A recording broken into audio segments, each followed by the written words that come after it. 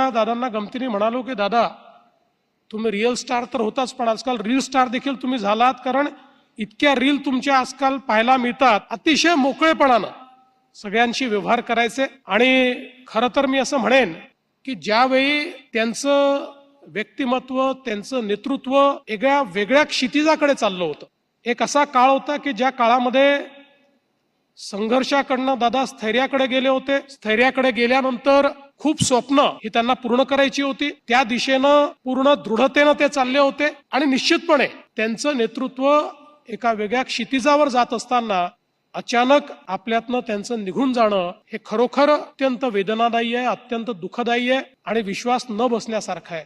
खरं म्हणजे निश्चितपणे सुनेत्राताई असतील, पार्थ आणि जय असतील, पवार कुटुंब असेल, यांच्यावर तर हा आघात आहेच. पण दादांनी ज्यांना आधार दिला असे अनेक नेते आहेत की ज्यांना आज पोरकं झाल्यासारखं वाटतं. असे अनेक कार्यकर्ते आहेत की ज्यांना नेमकं कोणाकडे जावं असा प्रश्न या ठिकाणी उद्भवतो.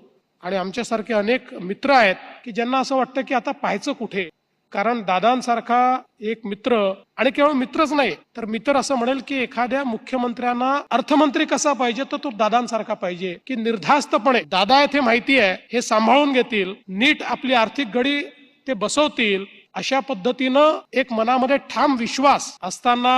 आणि खरं म्हणजे दादांनी तर यावर्षी आणि पुढच्या वर्षी अर्थसंकल्प मांडल्यानंतर एक नवीन रेकॉर्ड या महाराष्ट्रामध्ये तयार केला असता. अशा परिस्थितीमध्ये दुर्दैवाने आता तो अर्थसंकल्प मला मांडावा लागतोय. पण मला असं वाटतं की जी आर्थिक शिस्त या महाराष्ट्राला दादांनी शिकवली त्या शिस्तीतच तो अर्थसंकल्प मांडण्याचा प्रयत्न हा मी करेन. आणि आपण सगळे मिळून दादांचे जे स्वप्न आहेत, त्यांचे जे गुण आहेत, त्यांचा जो गुणवत्तेचा आग्रह आहे, क्वालिटीचा आग्रह आहे, सकाळपासनं रात्रीपर्यंत न थकता काम करण्याची त्यांची जी जिद्द आहे, ही प्रत्येक गोष्ट आपण सगळे अंगीकारू. आणि मला असं वाटतं की दादांची स्वप्न पूर्ण करणं आणि या महाराष्ट्राला पुढे नेणं हीच खऱ्या अर्थानं त्यांना श्रद्धांजली ठरेल.